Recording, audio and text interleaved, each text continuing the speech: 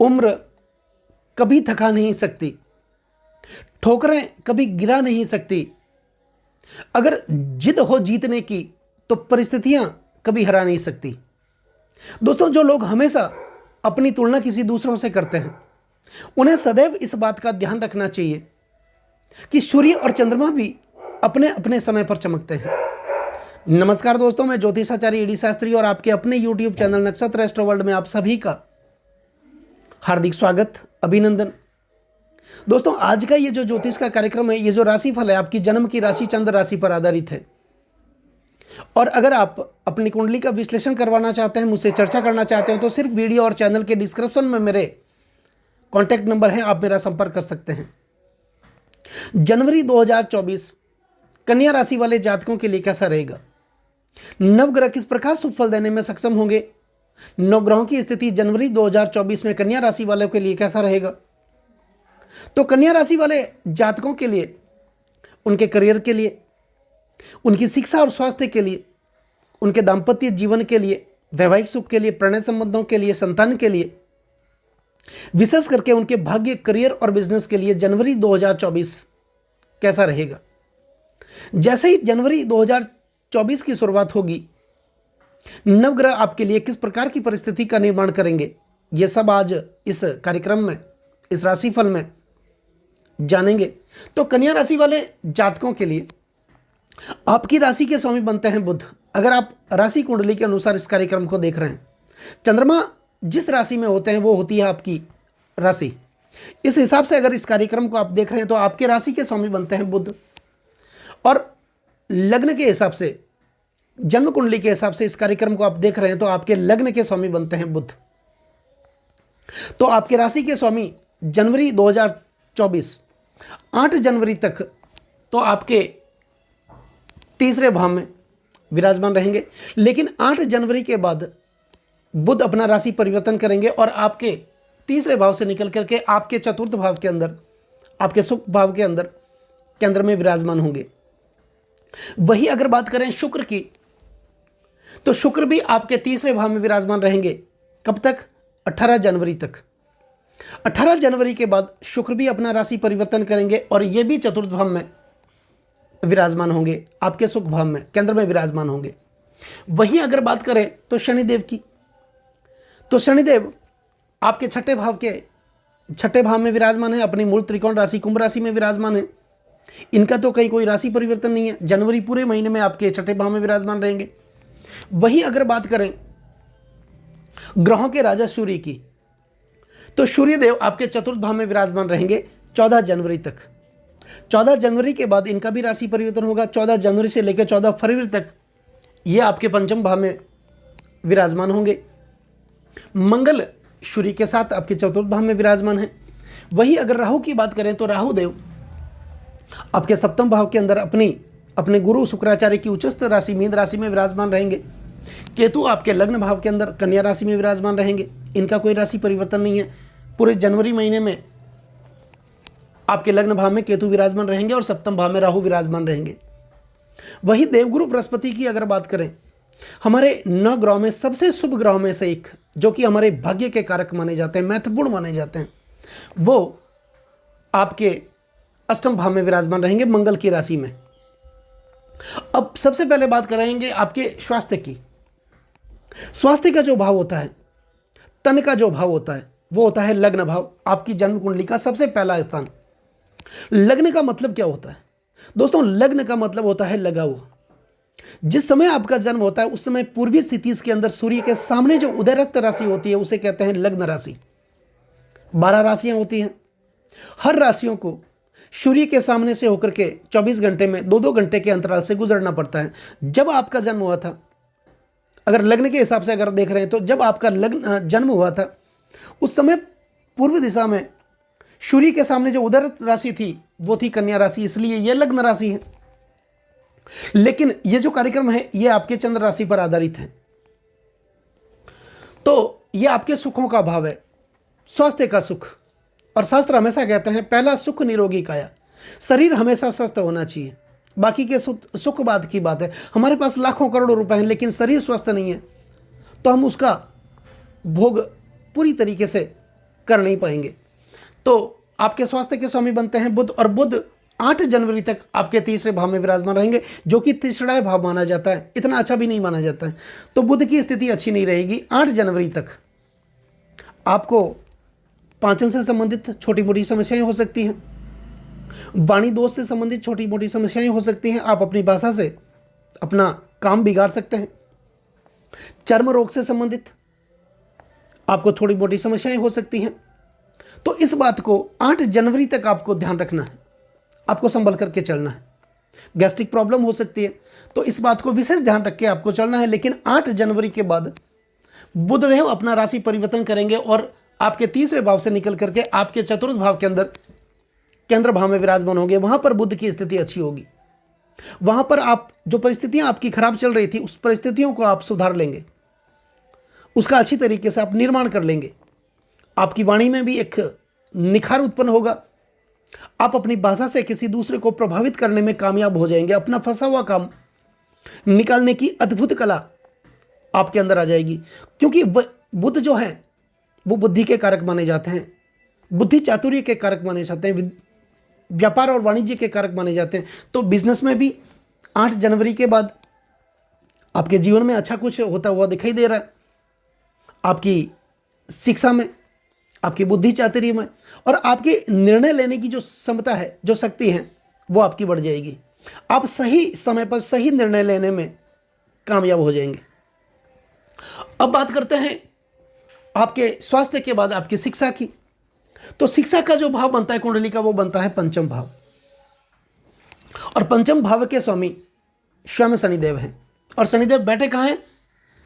आपके छठे भाव के अंदर। ऐसा माना जाता है कि शनिदेव छठे भाव में अच्छा फल प्रदान करते हैं। ये हमेशा शत्रुओं का नाश करते हैं, क्योंकि अपनी खुद की राशि, अपनी मूल त्रिकोण राशि, सबसे प्रिय राशि कुंभ राशि में विराजमान है। तो आपके शिक्षा में, और शनि का जो कनेक्शन है वो आपके द्वादश भाव से है, आपके 12वें भाव से है, और 12वां भाव आपके लिए विदेश का भाव है।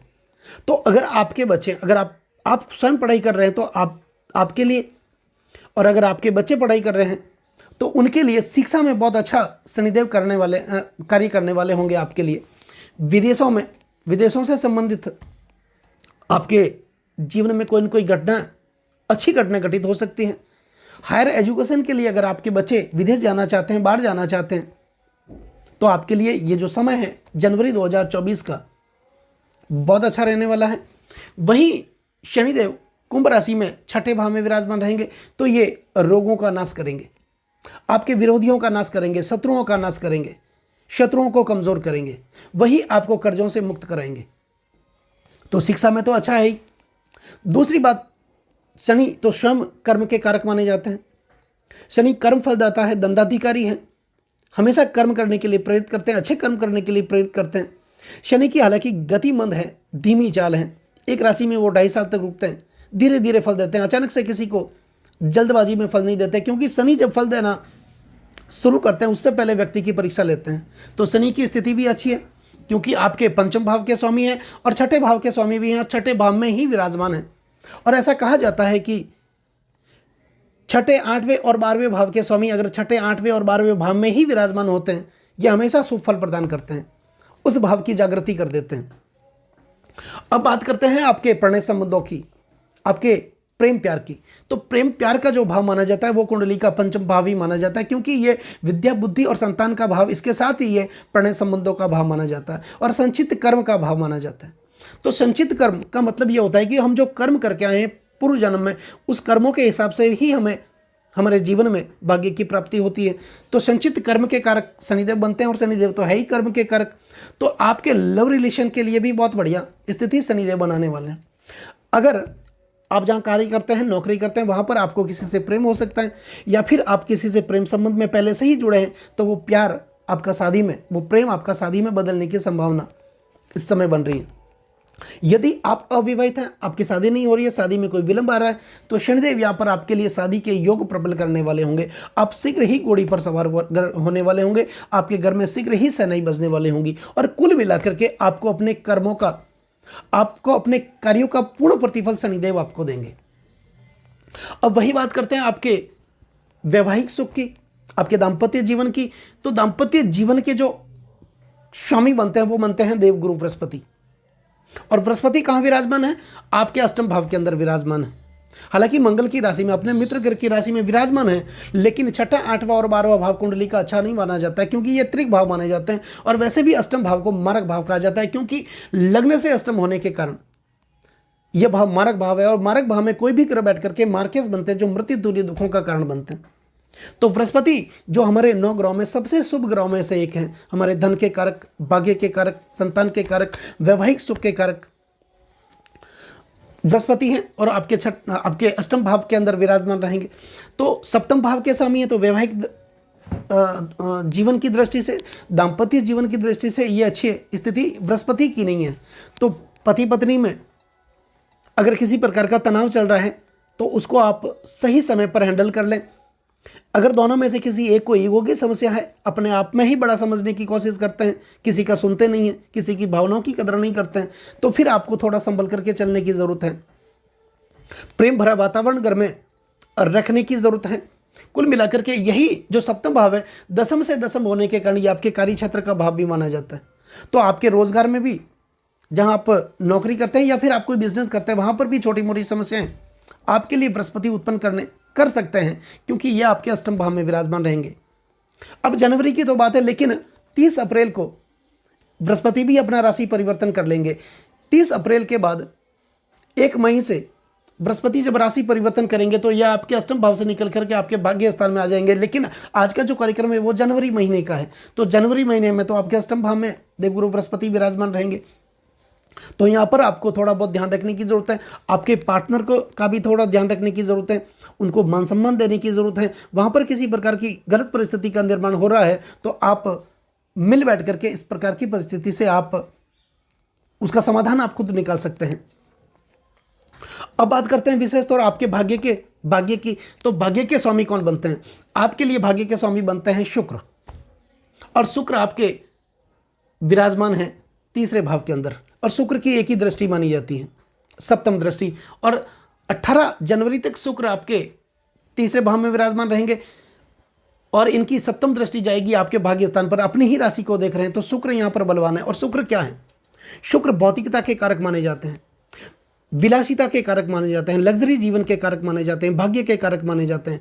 गाड़ी, मोटर, बंगले, नौकर चाकर, तामझाम भरी जीवन है उसके कारक माने जाते हैं। तो यहाँ पर आप घूमने फिरने का कोई प्रोग्राम बना सकते हैं।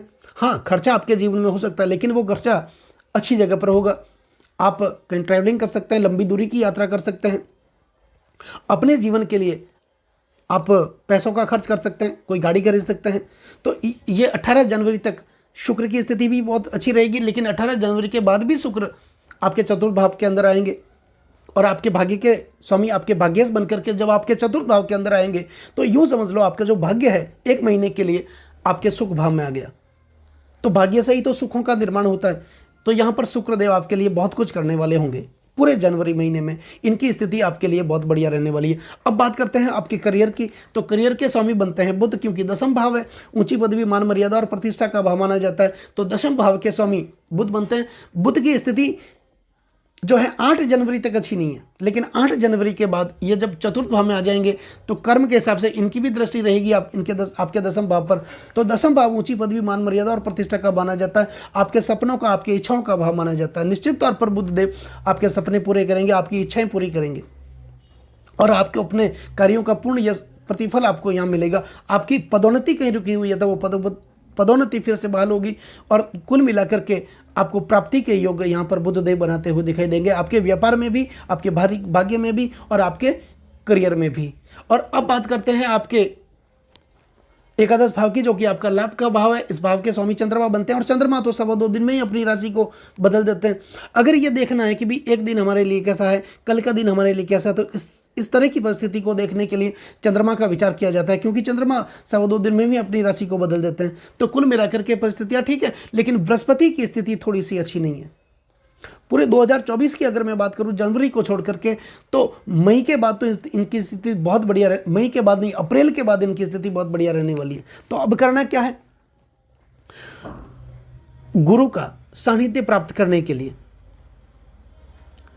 भाग्य का उत्पन्न करने के लिए, भाग्य को आगे बढ़ाने के लिए देवगुरु बृहस्पति के 20 मंत्रों का आप जाप कर सकते हैं। बृहस्पति के पौराणिक मंत्रों का जाप कर सकते हैं। बृहस्पति के गायत्री मंत्रों का जाप कर सकते हैं। हो सके तो आदित्य हृदय स्तोत्र का आप पाठ करते हैं। विष्णु सहस्त्र का पाठ आप अगर करना चाहते हैं तो आप अपने मुख से आप खुद करिए, बहुत अच्छा है। और बाहर निकलते समय, घर से बाहर निकलते समय अपने ललाट पर केसर और चंदन का तिलक आप ज़रूर करें। गुरुवार का हो सके तो आप व्रत जरूर करें। जल में लाल चंदन मिलाकर के सूर्य को अर्घ्य जरूर दें। सूर्य भगवान को जल जरूर चढ़ाएं। और सूर्य के 20 मंत्रों का भी आप जाप कर सकते हैं, क्योंकि सूर्य राजा हैं और बृहस्पति सूर्य के भी गुरु माने जाते हैं। तो कुल मिलाकर के परिस्थितियां आपके लिए अनुकूल रहने वाली हैं, सिवाय बृहस्पति को छोड़ करके। तो दोस्तों, कैसा लगा ये वीडियो? अगर ये वीडियो आपको अच्छा लगा हो, मेरा समझाना आपको अच्छा लगा हो, सार्थक लगा हो, तो वीडियो को आप आगे से आगे शेयर ज़रूर करें। बेल आइकन बटन को दबाना बिल्कुल भी नहीं भूलें, ताकि मेरे आने वाले और भी नई नई वीडियो के नोटिफिकेशन आप लोगों तक पहुंच सके। और चैनल को सब्सक्राइब ज़रूर करें। नमस्कार दोस्तों।